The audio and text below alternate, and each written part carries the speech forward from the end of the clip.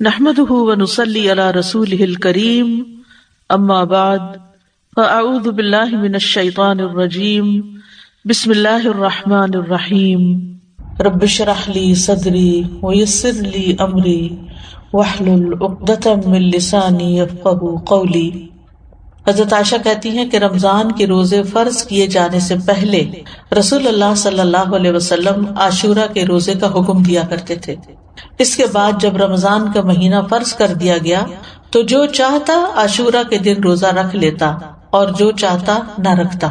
نبی صلی اللہ علیہ وسلم نے اس دن کو روزہ رکھنے کو پسند کیا، اسی لیے اس کو مستحب کہا جاتا ہے، پسندیدہ کہا جاتا ہے۔ معاویہ بن ابی سفیان کہتے ہیں میں نے رسول اللہ صلی اللہ علیہ وسلم سے اس دن کے بارے میں سنا، آپ فرما رہے تھے یہ عاشورہ کا دن ہے، اللہ نے تم پر اس کا روزہ فرض نہیں کیا، میں روزے سے ہوں، تم میں سے جو اس کا روزہ رکھنا پسند کرے وہ روزہ رکھے اور جو روزہ نہ رکھنا چاہے وہ نہ رکھے، یعنی نفلی روزہ ہے، اس لیے اگر کوئی نہیں رکھنا چاہتا تو میں اس کو پابند نہیں کرتا۔ تو فرض فرض ہے اور نفل نفل ہے، لیکن آپ جانتے ہیں کہ نوافل کے ادا کرنے سے بھی انسان اللہ کی محبت پاتا ہے۔ پھر ایک اور روایت کے مطابق آپ نے اس دن روزہ رکھنے کے بارے میں لوگوں کو اختیار دیا تھا۔ صحیح مسلم میں ہے، عبداللہ بن عباس سے روایت ہے، وہ کہتے ہیں کہ جب رسول اللہ صلی اللہ علیہ وسلم نے یوم عاشورہ کا روزہ رکھا اور اس کا روزہ رکھنے کا حکم دیا تو صحابہ نے عرض کی اللہ کے رسول یہی دن ہے جس کی یہود و نصارہ تعظیم کرتے ہیں، یعنی ان کے نزدیک بھی یہ دن بڑا امپورٹنٹ ہے۔ اس پر رسول اللہ صلی اللہ علیہ وسلم نے فرمایا جب آئندہ سال ہوگا تو اگر اللہ نے چاہا ہم 9 دن کا بھی روزہ رکھیں گے۔ اس کے بعد آئندہ سال نہیں آیا کہ رسول اللہ صلی اللہ علیہ وسلم وفات پا گئے، اور یہ صحیح مسلم کی روایت ہے۔ دوسری روایت میں یہ الفاظ ہیں، عبداللہ بن عباس کہتے ہیں کہ رسول اللہ صلی اللہ علیہ وسلم نے فرمایا اگر میں آئندہ سال تک زندہ رہا تو لازماً 9 کا روزہ رکھوں گا۔ ابو بکر کی روایت میں ہے ابن عباس نے کہا آپ کی مراد عاشورہ کے دن سے تھی، یعنی 10ویں کی بجائے 9 کا رکھوں گا، یہ بھی مراد لی گئی، لیکن بہتر یہی ہے کہ وہ 10ویں، کیونکہ اس پر آپ کا قول ہے کہ وہ پورے سال کے گناہوں کا کفارہ ہے، اور اس کے ساتھ 9 کا روزہ رکھ لیا جائے تاکہ 2 دن ہو جائیں، اور جو 9 محرم کا روزہ نہ رکھ سکے تو وہ 10ویں کے ساتھ 11ویں کا روزہ رکھ لے۔ اور اس دفعہ تو جمعرات کا روزہ آ رہا ہے 8 کو شاید، پھر اس کے بعد 9ویں کا آ جائے گا، پھر 10ویں کا آ جائے گا، پھر 11ویں کا آ جائے گا، پھر اس کے بعد شاید منڈے آ جائے، پھر اس کے بعد ایام بیز آ جائے، تو جمعرات سے جمعرات تک پورا عشرہ ہی افضل بن جاتا ہے۔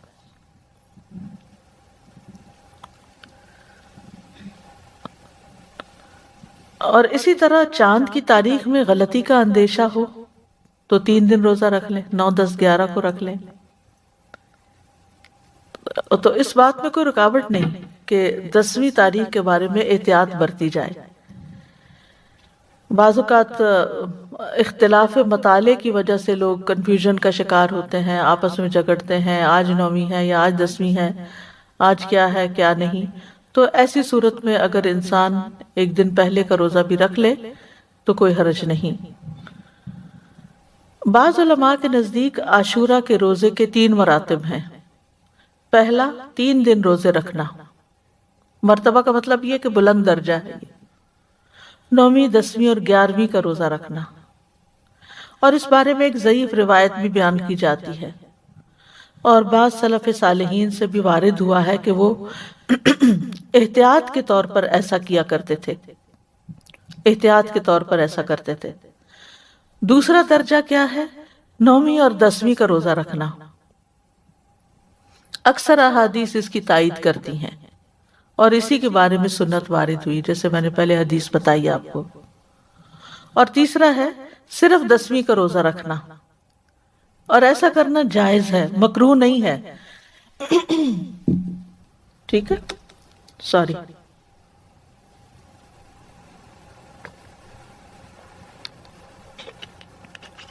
ایسا کرنا مکروہ نہیں ہے۔ کیا مکروہ نہیں ہے؟ خالی 10ویں کا روزہ رکھنا، یعنی جن کو اللہ تعالیٰ توفیق دے تو وہ اعلیٰ درجے کا کام کرے، 3 دن روزہ رکھے، 9ویں 10ویں 11ویں۔ جو 3 نہیں رکھ سکتے وہ کم از کم 2 دن کا رکھیں، 9ویں 10ویں کا رکھیں یا 10ویں 11ویں کا رکھیں، اور جن کے لیے بہت ہی مشکل ہے وہ کم از کم 10ویں تاریخ کا روزہ ضرور رکھ لیں۔ یہ بات واضح کرنا اس لیے ضروری ہے کہ اگر کوئی 9 اور 10 کا نہیں رکھ سکتا، صرف 10 کا رکھ رہا ہے، تو اس پر نکیر نہ کی جائے، اس کو برا بھلا نہ کہا جائے، یا یہ نہ کہا جائے کہ تم نے غلط کیا۔ یہ غلط نہیں ہے، یہ درجے اور مرتبے ہیں۔ اسی طرح 10 محرم اگر جمعہ یا ہفتہ کو آ رہی ہو تو اس ایک دن کا روزہ رکھنا بھی جائز ہے۔ خالی جمعے کو اکیلا کر کے روزہ رکھنا عام طور پر پسندیدہ نہیں، لیکن اگر محرم کا روزہ اس تاریخ کو آ رہا ہے، عاشورہ کا روزہ، تو پھر جمعے کے دن بھی رکھا جا سکتا ہے۔ پھر اسی طرح اگر فرض روزوں کی قضا باقی ہو تو بھی عاشورہ کے روزے جو ہیں ان میں نفل کے ساتھ اس قضا کی نیت بھی کی جا سکتی ہے۔ یعنی جس پر رمضان کے دنوں کی قضا لازم ہو تو اس کے لیے بھی 10ویں محرم کا روزہ نفلی روزے کی نیت سے رکھنا منع نہیں، ٹھیک ہے؟ یعنی 2 جمع نہیں کرے گا نیت، سوری جو میں شاید بات غلط کر گئی ہوں۔ یعنی مطلب کیا ہے کہ عموماً یہ کہا جاتا ہے نا کہ اگر آپ کے اوپر فرض روزے ہیں تو پہلے وہ پورے کریں پھر نفل پہ آئیں، لیکن اس روزے کی فضیلت کی وجہ سے آپ اس دن کا روزہ رکھ لیں، پھر اس کے بعد باقی قضا پوری کرتے رہیں۔ یہ مطلب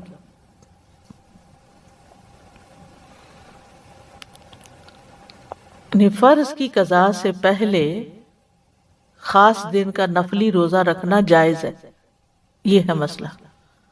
یعنی اگر کسی نے ابھی فرض پورے نہیں کیے تو نفلی سے محروم نہ رہے۔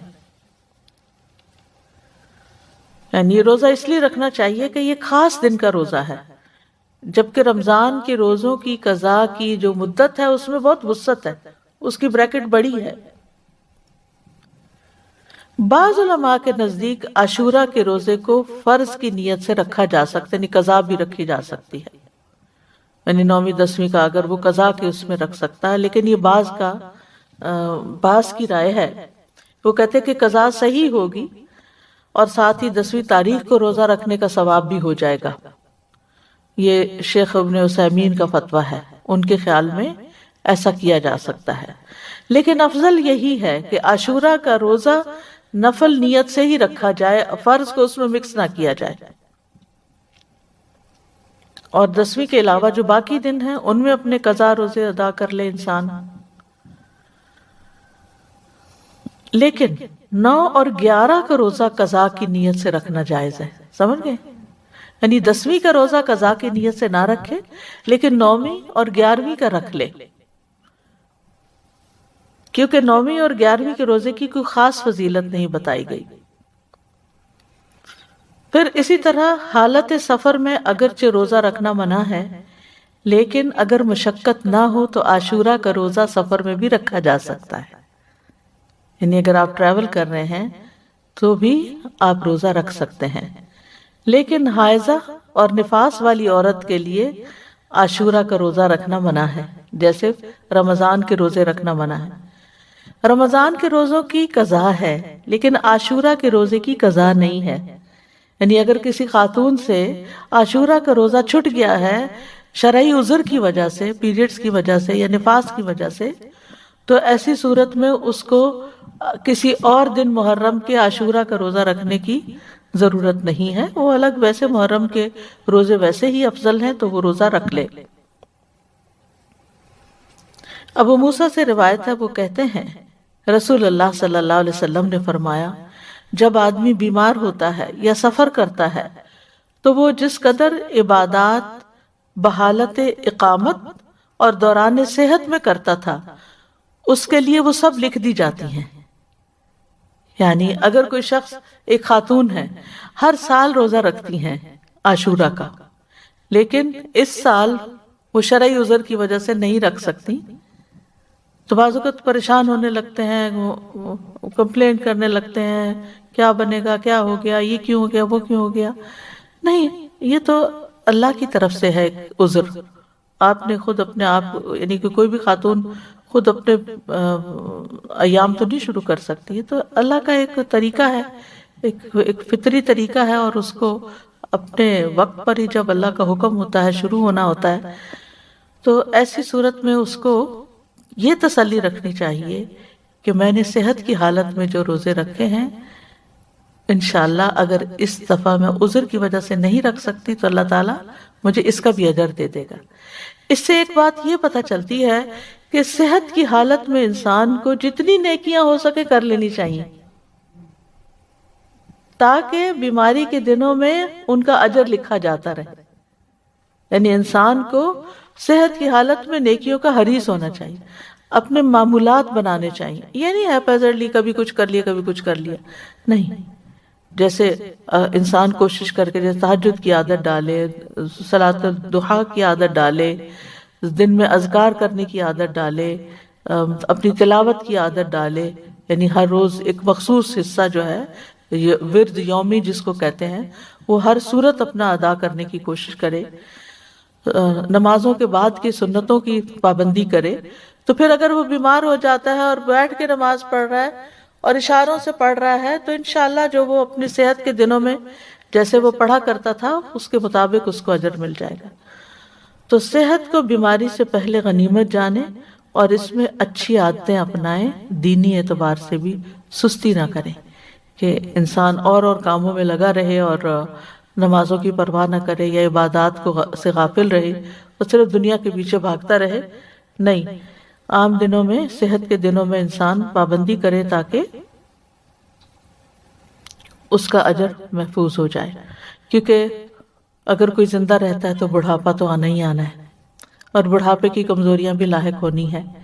یہ الگ بات ہے کہ کچھ لوگوں کو اللہ سبحانہ وتعالیٰ ایسی توفیق دیتا ہے کہ وہ بڑھاپے میں بھی اپنی عبادت جاری رکھتے ہیں، بلکہ وہ جوانی سے بھی زیادہ اس میں عبادت کرتے ہیں کہ اب فرصت ہو گئی، فراغت ہو گئی، اور یہ اللہ ہی کی توفیق سے ہوتا ہے۔ تو عام دنوں میں جو کی جانے والی عبادت ہے اس کو انسان شوق سے کرے، پابندی کے ساتھ کرے، چھوٹی چھوٹی باتوں پر ان چیزوں کو چھوڑ نہ دے۔ عاشورہ کا روزہ پہلے فرض تھا، بعد میں اس کی فرضیت منسوخ ہو گئی تھی، مستحب ہو گیا تھا۔ حضرت عائشہ کہتی ہیں کہ رمضان کے روزے فرض کیے جانے سے پہلے رسول اللہ صلی اللہ علیہ وسلم عاشورہ کے روزے کا حکم دیا کرتے تھے۔ اس کے بعد جب رمضان کا مہینہ فرض کر دیا گیا تو جو چاہتا عاشورہ کے دن روزہ رکھ لیتا اور جو چاہتا نہ رکھتا۔ نبی صلی اللہ علیہ وسلم نے اس دن کو روزہ رکھنے کو پسند کیا، اسی لیے اس کو مستحب کہا جاتا ہے، پسندیدہ۔ معاویہ بن ابی سفیان کہتے ہیں، میں نے رسول اللہ صلی اللہ علیہ وسلم سے اس دن کے بارے میں سنا، آپ فرما رہے تھے یہ عاشورہ کا دن ہے، اللہ نے تم پر اس کا روزہ فرض نہیں کیا، میں روزے سے ہوں، تم میں سے جو اس کا روزہ رکھنا پسند کرے وہ روزہ رکھے اور جو روزہ نہ رکھنا چاہے وہ نہ رکھے۔ یعنی نفلی روزہ ہے، اس لیے اگر کوئی نہیں رکھنا چاہتا تو میں اس کو پابند نہیں کرتا۔ تو فرض فرض ہے اور نفل نفل ہے، لیکن آپ جانتے ہیں کہ نوافل کے ادا کرنے سے بھی انسان اللہ کی محبت پاتا ہے۔ پھر ایک اور روایت کے مطابق آپ نے اس دن روزہ رکھنے کے بارے میں لوگوں کو اختیار دیا تھا۔ صحیح مسلم میں ہے، عبداللہ ابن عمر رضی اللہ عنہ سے روایت ہے کہ اہل جاہلیت عاشورہ کے دن کا روزہ رکھتے تھے، اور رسول اللہ صلی اللہ علیہ وسلم اور مسلمانوں نے بھی رمضان کی فرضیت سے پہلے اس کا روزہ رکھا۔ اس کے بعد رمضان فرض کر دیا گیا تو رسول اللہ صلی اللہ علیہ وسلم نے فرمایا عاشورہ بھی اللہ کے دنوں میں سے ایک دن ہے، جو چاہے اس کا روزہ رکھ لے اور جو چاہے چھوڑ دے۔ لیکن یہ یاد رکھیے کہ عرفہ کا روزہ عاشورہ کے روزے سے افضل ہے۔ ابھی پچھلے مہینے جو عرفہ کا روزہ رکھا گیا تھا، 9 تاریخ کا روزہ، وہ 2 سال کے گناہوں کا کفارہ ہے، جبکہ محرم کا روزہ جو ہے وہ 1 سال کے گناہوں کا کفارہ ہے۔ اس کی حکمت کے بارے میں کہا جاتا ہے کہ 10ویں محرم کا روزہ موسیٰ علیہ السلام کی طرف منسوب ہے، اور عرفہ کا روزہ نبی صلی اللہ علیہ وسلم کی طرف منسوب ہے۔ جیسا کہ آپ جانتے ہیں کہ موسیٰ علیہ السلام کو اللہ تعالیٰ نے اس دن فرعون سے نجات دی تھی جب وہ سمندر پار کر آئے تھے اب بنی اسرائیل کے ساتھ، تو اس کے لیے شکرانے کے طور پر بنی اسرائیل اس کا روزہ رکھا کرتے تھے۔ اور یہ ہماری شریعت کے خصائص میں سے ہے کہ نبی صلی اللہ علیہ وسلم کی طرف جو چیز منسوب ہو آپ کی برکت کی وجہ سے اس کا اجر زیادہ کر دیا جاتا ہے۔ ویسے بھی اس امت کے اجر باقی امتوں کے مقابلے میں زیادہ ہے۔ اسی طرح کچھ اور وجوہات بھی بتائی گئی ہیں، اور وہ یہ کہا جاتا ہے کہ عرفہ کا دن جو ہے وہ حرمت کے مہینوں میں سے درمیانی مہینے میں، اس سے پہلے بھی حرمت والا مہینہ ہے، اس کے بعد بھی، یہ ایک رائے ہے۔ ایک قول یہ ہے کہ 10ویں محرم کو اللہ نے موسیٰ علیہ السلام پر اپنی نعمت کو مکمل کیا، انہیں ان کے دشمن سے نجات دی، اور عرفہ کے دن اللہ نے اپنے رسول محمد صلی اللہ علیہ وسلم پر رسالت مکمل کر کے ان پہ انعام فرمایا۔ الیوم اکملت لکم دینکم واتممت علیکم نعمتی ورضیت لکم الاسلام دینا۔ اور دین میں حاصل ہونے والی مکمل نعمت جسم میں حاصل ہونے والی مکمل نعمت سے زیادہ افضل ہے۔ یعنی بنی اسرائیل کو نعمت ملی تھی جسمانی آزادی کی، جو فرعون نے ان کو غلام بنا رکھا تھا، اور محمد صلی اللہ علیہ وسلم کی امت کو کامل دین ملا اس دن۔ تو دین جو ہے وہ جسم سے افضل ہے۔ دینی نعمتیں، روحانی نعمتیں جسمانی نعمتوں سے افضل ہوتی ہیں، لیکن ہم عام طور پر جسمانی نعمتوں کے حصول کے لیے زیادہ کوشش بھی کرتے ہیں اور زیادہ ایکسپرٹیز حاصل کرتے ہیں۔ پھر اسی طرح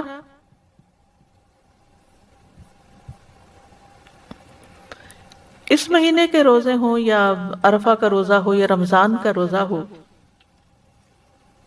روزوں کے اپنے جسمانی اور نفسیاتی فوائد ہیں، ٹھیک ہے، اور بعض اوقات انسان کی عقل سے باہر ہے۔ کوشش ہمیں یہی کرنی چاہیے کہ کوئی مہینہ ایسا نہ گزرے کہ جس میں ہم کم از کم ایک روزہ نہ رکھیں یا 3 دن کے روزے نہ رکھیں، کیونکہ ہر مہینے میں 3 دن کے روزے جو ہیں وہ سینے کا وحر دور کرتے ہیں۔ سنن نسائی کی روایت ہے، عمرو بن شرحبیل سے نبی صلی اللہ علیہ وسلم سے کہا گیا کہ ایک آدمی ہمیشہ روزے رکھتا ہے۔ آپ نے فرمایا کاش وہ کبھی کھانا نہ کھاتا اور مر جاتا۔ یعنی پسند نہیں کیا نا آپ نے اس بات کو۔ لوگوں نے عرض کیا 2/3 دنوں کے روزے کیسے ہیں؟ 2/3 یعنی ایک مہینے کا 2/3۔ آپ نے فرمایا یہ بھی بہت زیادہ ہے۔ انہوں نے کہا نصف دنوں کے؟ آپ نے فرمایا یہ بھی زیادہ ہے۔ 2/3 یعنی 20 دن روزے، اور 1/3 ہیں 10 دن کے روزے۔ پھر فرمایا میں تمہیں وہ روزے نہ بتاؤں جو سینے کا کینہ، دل کے مفاسد دور کرنے کے لیے کافی ہیں؟ ہر ماہ میں 3 دن کے روزے،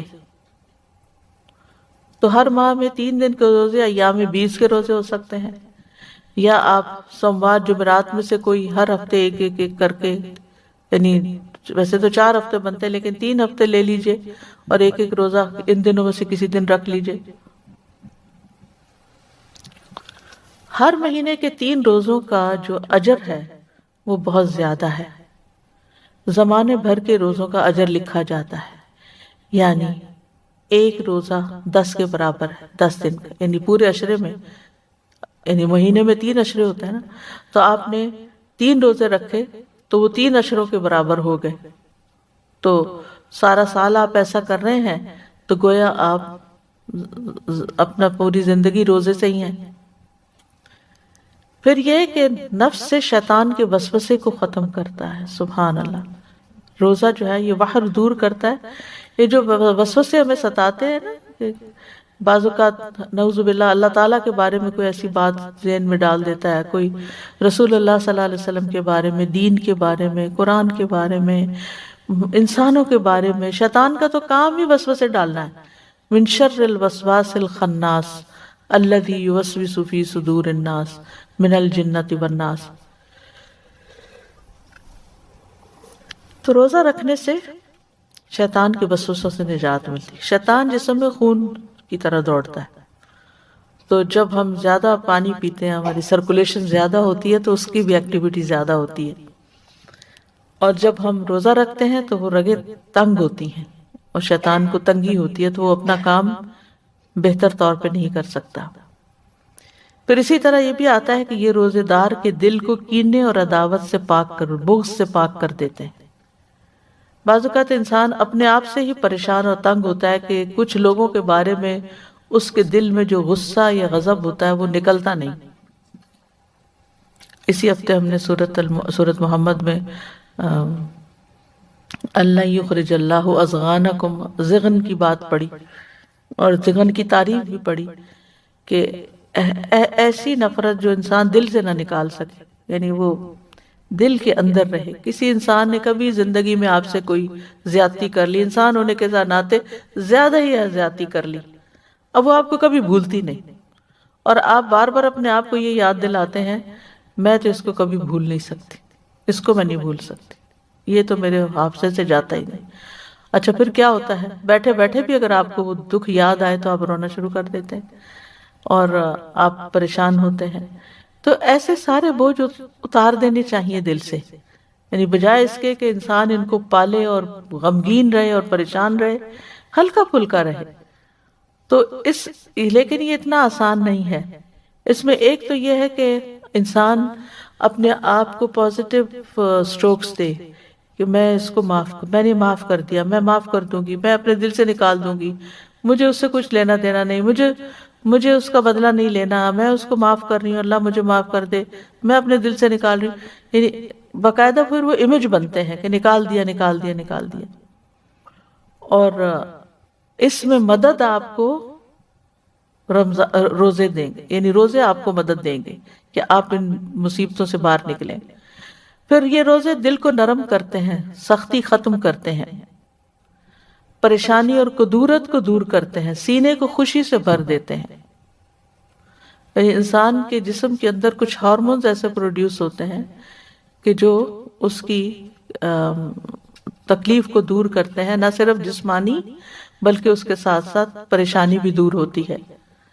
دل کے غم اور رنجیدہ ہونے کا مؤثر علاج ہے.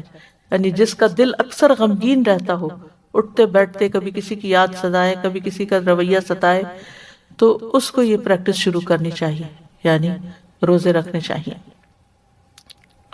اور اب تو بہت سی اس پہ تحقیقات بھی ہو چکی ہیں کہ بہت سے امراض کے لیے، جسمانی امراض کے لیے، فزیکل علاج کے لیے، یعنی فزیکل ایلمنٹس کے علاج کے لیے روزے جو ہیں یہ بہت فائدہ مند دیتے ہیں. لیکن خاص طور پر 3 روزے مہینے کے جو ہیں سینے کا وحر دور کرتے ہیں، وسوسہ، کینہ، عداوت، غصہ، کڑنا، جلنا، دل کی سختی، کدورت، یہ ساری چیزیں رفع دفع ہو جاتی ہیں ان روزوں کی برکت سے. امام سیوطی جو ہیں وہ نسائی کی شرح میں وحر الصدر جو ہے اس کے بارے میں کہتے ہیں کہ النہایہ ایک لغت کی کتاب ہے، اس کے مصنف کہتے ہیں یہ اس کا کینہ اور یعنی یہ کینے اور وسوسے سے باہر ہوتا ہے. ایک قول ہے یہ کینہ اور غصہ ہوتا ہے، ایک قول ہے کہ اس سے مراد عداوت ہے، ایک قول ہے اس سے مراد شدید ترین غصہ ہے.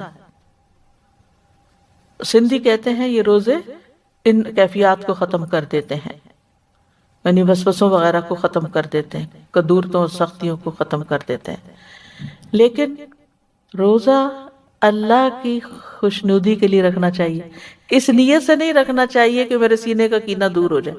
یہ یاد رکھیے، عبادت ساری کی ساری اللہ کی رضا کے لیے ہونی چاہیے، ثواب حاصل کرنے کی نیت سے ہونی چاہیے. یعنی جو روزہ رکھنا چاہتا ہے اس کے لیے ضروری ہے کہ وہ خالص اللہ کی رضا اور ثواب طلب کرنے کی نیت سے روزہ رکھے. جو صرف بیماریوں کی شفا کے لیے روزہ رکھے گا یا وحر دور کرنے کے لیے روزہ رکھے گا تو وہ قبولیت کی شرط کو کھو دے گا، کیونکہ جو کام اللہ کے لیے نہ ہو وہ فائدہ نہیں دیتا.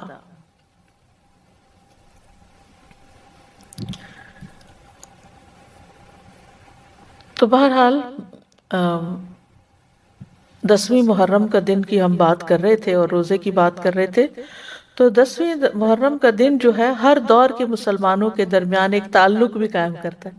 صحابہ نے رکھا، پھر تابعین نے، پھر تبع تابعین نے، پھر امت کے باقی نیک لوگوں نے، پھر آج ہم بھی رکھ رہے ہیں. تو ہم سب کا ایک کنیکشن ہو جاتا ہے، نیکی کے کام میں ایک تعلق ہو جاتا ہے. اور ہمارے جو ایک ایمانی بھائی چارہ ہے اس کو وہ عملاً ثابت کرتا ہے. والمؤمنون والمؤمنات بعضهم اولیاء بعض، مومن مرد اور عورتیں ان کے بعض کے دوست ہیں. اور یہ دوستی صرف اپنے زمانے کے لوگوں کے لیے نہیں بلکہ پیچھے سے چلی آ رہی. اور 10ویں محرم کا دن شکر ادا کرنے اور مصیبتوں میں اللہ سے مدد طلب کرنے کا دن ہے. اس دن موسیٰ علیہ السلام سے ان کی قوم نے کہا انا لمدرکون، سورۃ الشعراء کی آیت نمبر 61 ہے. تو موسیٰ علیہ السلام نے جواب دیا کلا ان معی ربی سیہدین، ہرگز نہیں، بے شک میرے ساتھ میرا رب ہے، وہ مجھے ضرور راستہ بتائے گا، وہ میری مدد کرے گا. تو بہرحال جب قوم پار ہو گئی تو پھر موسیٰ علیہ السلام نے شکرانے کے روزے کے لیے کہا.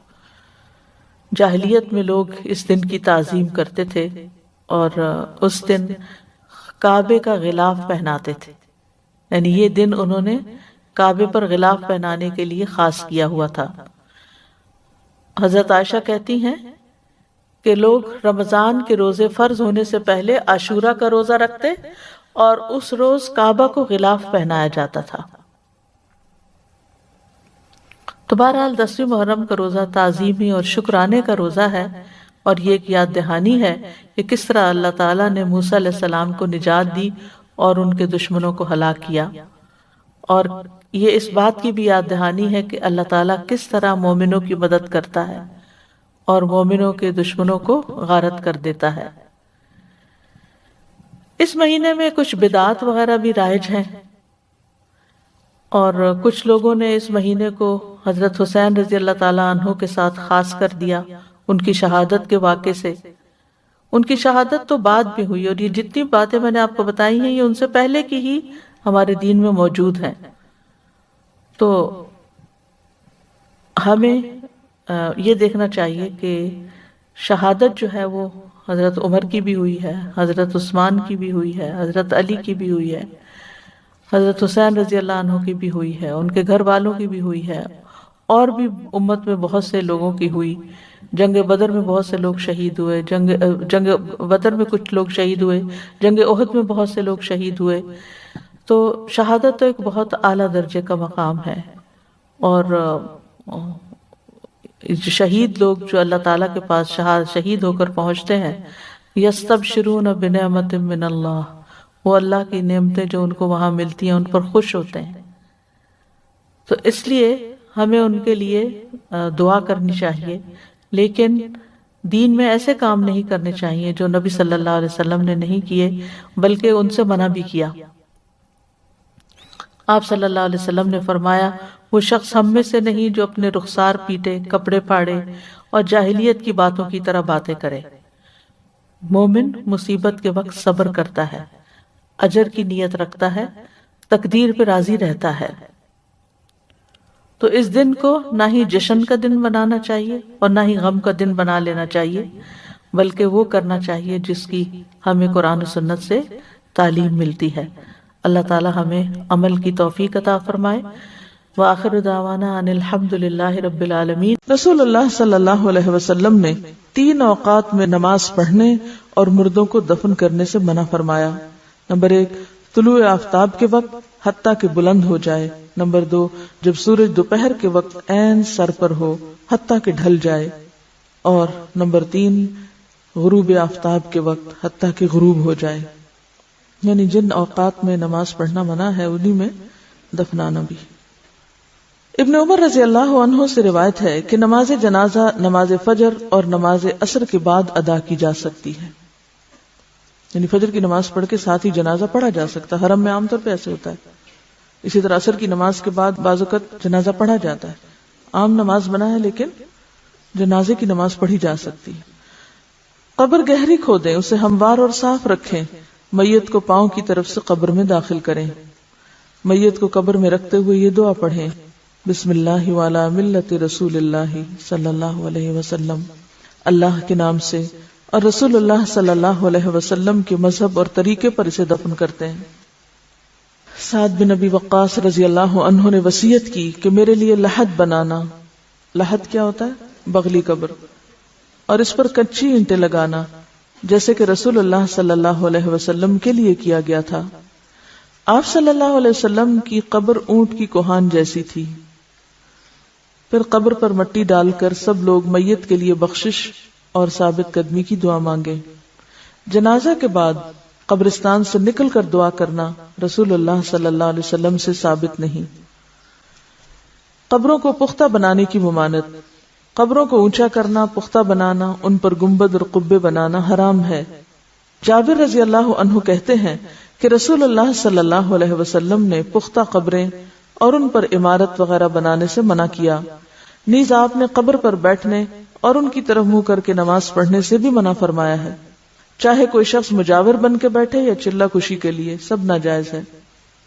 رسول اللہ صلی اللہ علیہ وسلم نے قبروں پر لکھنے سے بھی منع فرمایا. حضرت علی بیان کرتے ہیں کہ مجھے رسول اللہ صلی اللہ علیہ وسلم نے حکم دیا کہ میں ہر تصویر مٹا دوں اور ہر اونچی قبر برابر کر دوں. ام حبیبہ اور ام سلمہ نے رسول اللہ صلی اللہ علیہ وسلم سے ایک گرجے کا ذکر کیا کہ اس میں تصویریں لگی تھی، یعنی حبشہ کے علاقے میں جب یہ ہجرت کر کے گئی ہیں، کیونکہ عرب میں تو گرجا نہیں تھا. آپ نے فرمایا جب ان لوگوں کا کوئی نیک شخص مر جاتا تو وہ اس کی قبر پر مسجد بناتے اور وہاں تصویریں بناتے. قیامت کے دن یہ لوگ اللہ کے سامنے بدترین مخلوق ہوں گے. رسول اللہ صلی اللہ علیہ وسلم نے آخری بیماری مرض الموت میں فرمایا: اللہ تعالیٰ یہود و نصارہ پر لعنت کرے جنہوں نے اپنے پیغمبروں کی قبروں کو مسجدیں بنا لیا. حضرت عائشہ نے فرمایا اگر اس بات کا ڈر نہ ہوتا کہ لوگ آپ کی قبر کو مسجد بنا لیں گے تو آپ کی قبر کھلی جگہ میں ہوتی، یعنی اس ریسٹرکٹڈ ایریا میں نہیں. اور یاد رکھیے کہ یہ جو قبر کے ساتھ مسجد نبوی ہے یہ قبر کی وجہ سے نہیں بنائے گی، مسجد پہلے تھی اور قبر قریب بنائے گی اور پھر وسعت کی وجہ سے وہ ایک طرح سے جیسے مسجد کے اندر شامل ہوگی، حالانکہ اب بھی وہ ایک طرح سے الگ ہے، ایک کارنر پر ہے، بیچ میں نہیں آئی. ساری ایکسٹینشن پیچھے کی طرف ہوئی، آگے نہیں ہوئی. رسول اللہ صلی اللہ علیہ وسلم نے فرمایا میں نے تمہیں قبروں کی زیارت سے منع کیا تھا، اب تم ان کی زیارت کیا کرو. ایک روایت میں ہے قبروں کی زیارت موت یاد دلاتی ہے. شیخ البانی فرماتے ہیں نبی صلی اللہ علیہ وسلم نے قبروں کی زیارت کرنے والی عورتوں پہ لعنت کی، مگر اس کے بعد آپ نے اجازت دے دی تو اس میں مرد عورت دونوں شامل ہیں. آپ صلی اللہ علیہ وسلم ایک ایسی عورت کے پاس سے گزرے جو قبر پر بیٹھی رو رہی تھی. آپ نے اسے اللہ سے ڈرنے اور صبر کرنے کا حکم دیا. اگر عورتوں کا قبرستان جانا ناجائز ہوتا تو آپ اس کو قبرستان آنے سے بھی منع کرتے، صرف رونے سے نہیں بلکہ وہاں بیٹھنے سے یا آنے سے بھی. حضرت عائشہ اپنے بھائی عبد الرحمن کی قبر کی زیارت کو گئیں. ان سے کہا گیا کیا نبی صلی اللہ علیہ وسلم نے عورتوں کو اس سے منع نہیں کیا؟ تو حضرت عائشہ نے فرمایا پہلے منع کیا تھا پھر اجازت دے دی تھی. حضرت عائشہ فرماتی ہیں میں نے نبی صلی اللہ علیہ وسلم سے پوچھا جب میں قبرستان میں جاؤں تو کون سی دعا پڑھوں، اور آپ نے دعا سکھائی. تو اس سے کیا پتہ چلتا ہے کہ عورت جا سکتی ہے لیکن کثرت سے جانا منع ہے، ورنہ تو آپ کہتے کہ تم نے جانا ہی کیا ہے وہاں تو کیوں یہ دعا سیکھتی ہوں. حضرت ابو ہریرہ سے روایت ہے کہ رسول اللہ صلی اللہ علیہ وسلم نے کثرت سے قبروں کی زیارت کرنے والی عورتوں پہ لعنت فرمائی ہے. اس سے پتہ چلتا ہے کہ بکثرت زیارت منع ہے مگر کبھی کبھار جانے کی رخصت موجود ہے. وجہ کیا ہے؟ آپ صلی اللہ علیہ وسلم فرمایا فزوروها فانها تزهد الدنيا وتذكر الاخرہ. ان کی زیارت کیا کرو کیونکہ یہ دنیا سے بے رغبتی کرواتی ہے انسان کو اور آخرت کی یاد دلاتی ہیں. رسول اللہ صلی اللہ علیہ وسلم نے فرمایا مردوں کو برا نہ کہو، جو اعمال انہوں نے کیے تھے وہ انہیں مل گئے. ہم لوگ اس ادب اور اخلاق سے بھی آری ہیں، وہیں بیٹھے بیٹھے شروع ہو جاتے ہیں کہ اس کا چہرہ ایسے لگ رہا ہے، اس کے ہونٹ ایسے ہیں تو اس کا ناک ایسا ہے تو اس کی رنگ ایسا ہو رہا ہے تو اس نے پتہ نہیں کون کون سا گناہ کیا ہوگا. حالانکہ بعض بیماریاں ایسی ہوتی ہیں کہ جن کی وجہ سے اسکن کا رنگ تبدیل ہو جاتا ہے. اور ایک بات یاد رکھیے کہ جو شخص یہ کہتا ہے کہ لوگ ہلاک ہو گئے وہ سب سے زیادہ ہلاک ہونے والا ہے. کوئی حق نہیں کسی کو کہ کسی کے بارے میں کچھ طرح کمنٹ کرے. یعنی کسی کی تعریف اگر نہیں کر سکتے تو اس کی برائیوں پر بھی زبان نہ کھولو، کیونکہ وہ اپنے انجام کو پہنچ گئے۔ زیارت قبور کی دعائیں، جو شخص قبروں کی زیارت کرنے جائے تو وہ یہ دعا پڑھے: السلام علی اہل الدیار من المؤمنین والمسلمین ویرحم اللہ المستقدمین منا والمستأخرین وإنا انشاء اللہ بکم للاحقون۔